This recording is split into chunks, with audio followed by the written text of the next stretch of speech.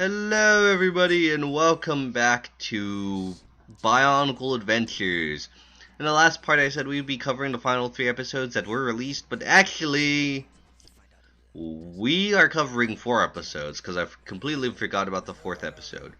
So, basically, this starts the second arc of Bionicle Adventures, which would have been the Icarcerac saga, or Icarcerac arc.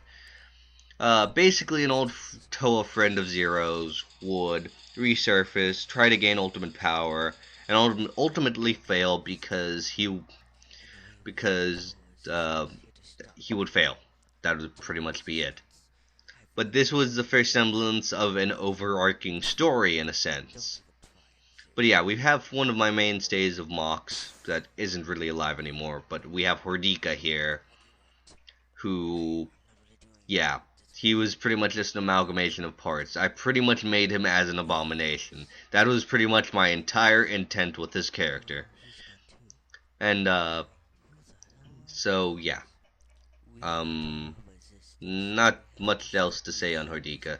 Not Hordika, Hordiak. Hordika, though, he would have betrayed everyone, and it would have been all like, yeah.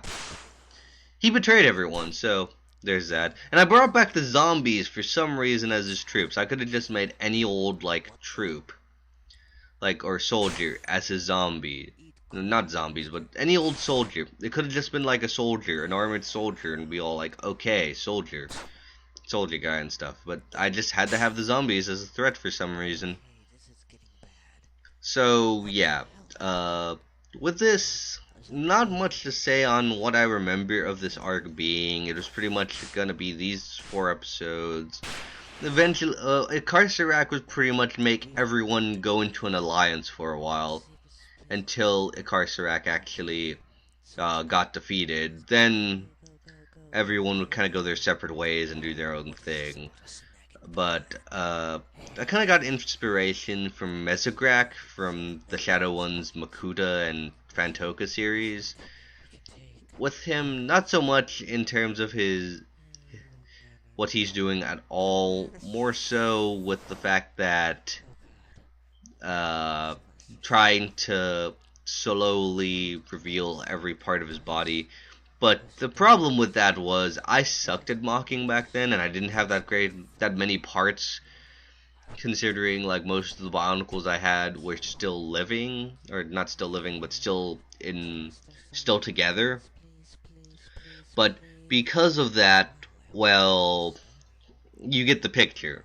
It didn't really come out as great as it should have been. Now though, I can make probably decent mocks and have good villains, but yeah.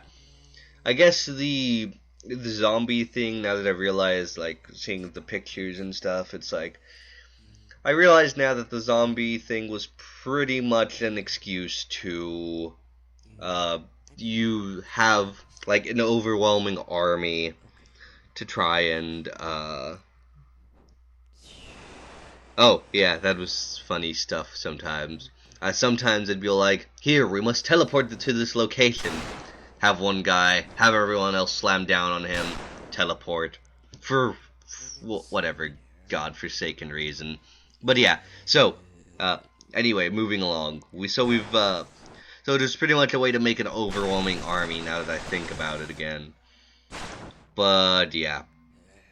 Not much else to say on the zombie thing. Basically, Carcerac's end goal was just to take over the house, and he would try to do that by any means necessary. He would get new soldiers. He would get he would kill old soldiers because they sucked. He would just do whatever he could to win, basically. And with that, at that point, it's he was pretty much just a generic villain. He didn't really have any other qualities to him. I believe I made a Carcerac later in in the Bionicle War series that never came into fruition. I can't exactly remember, but again, not much to say because there's not much to really say in the production of these episodes. because they went by so fast. I took pictures as fast as I could. I didn't care about setups. I didn't care about who was where, how they were and stuff. And it's like, it wasn't really to the point where I cared about making videos, but I didn't care enough to where I did like proper editing, proper voice acting, proper scripting. Again, like I had a tangent in the last commentary about not scripting properly. But, oh, I know one thing I could talk about. My supposed backstory for Zero. I was going to have a flashback in the string of episodes because, well, I was going to have a flashback. But I changed Zero's backstory a bit, so I was kind of glad that I didn't actually, you know, how would you say, shown it off, because Zero's backstory in this one was he was part of an elite agency of Toa that pretty much protected everything, and yeah, he trained with a Carcerac, and a Carcerac went insane while Zero got trapped inside a Treadex pod.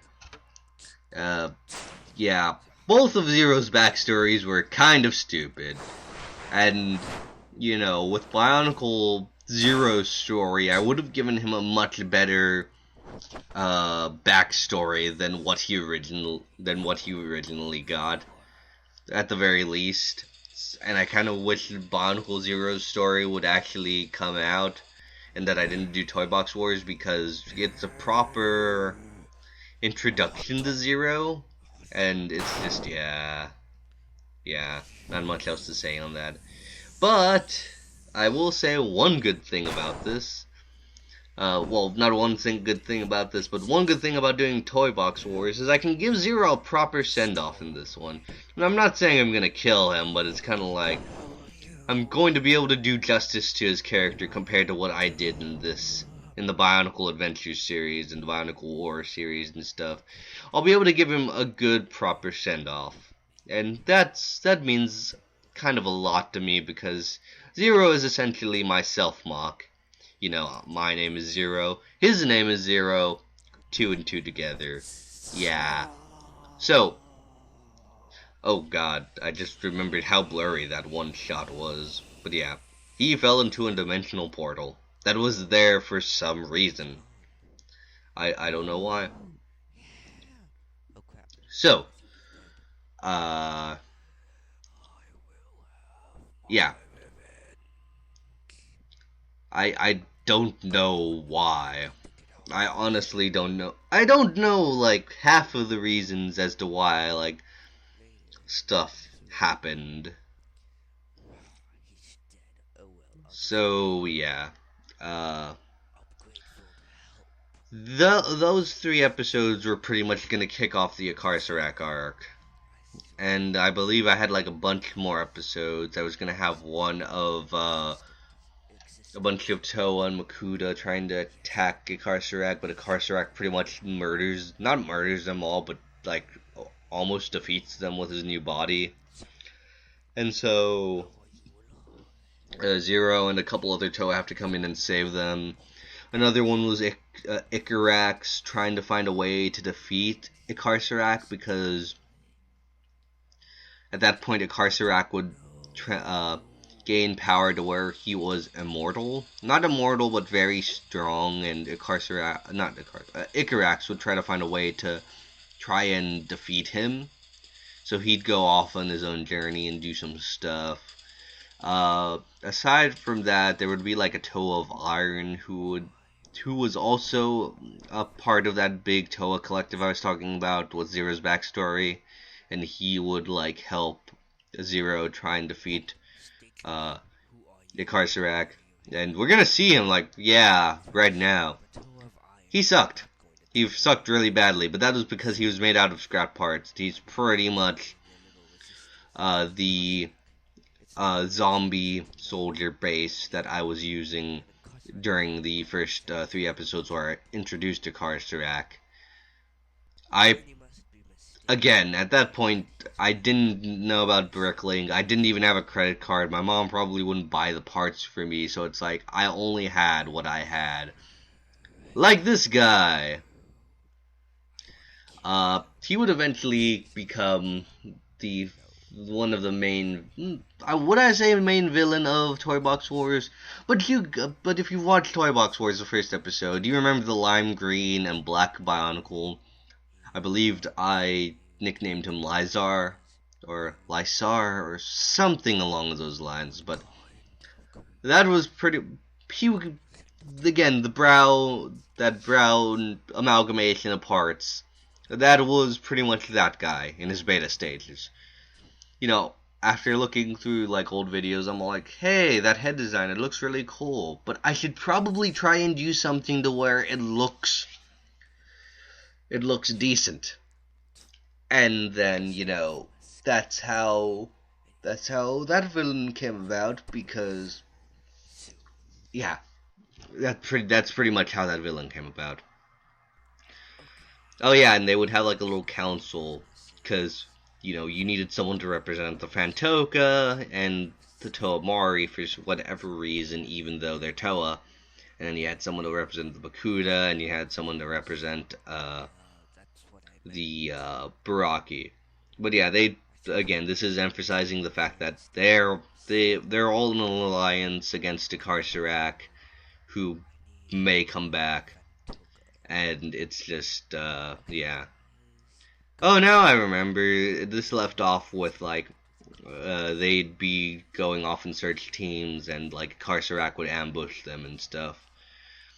But yeah, that's pretty much the last episode that was aired of Bionicle Adventures.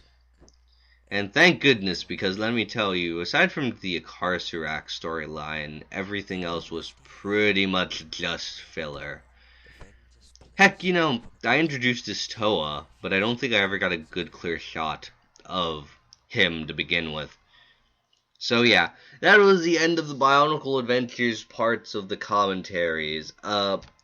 Stay tuned next time for when we look at more of like the Bionicle videos that I put out that were kind of series, but at the same time they didn't really go as long as the original Bionicle Adventures in its tenure. So yeah, I'll be seeing you guys later.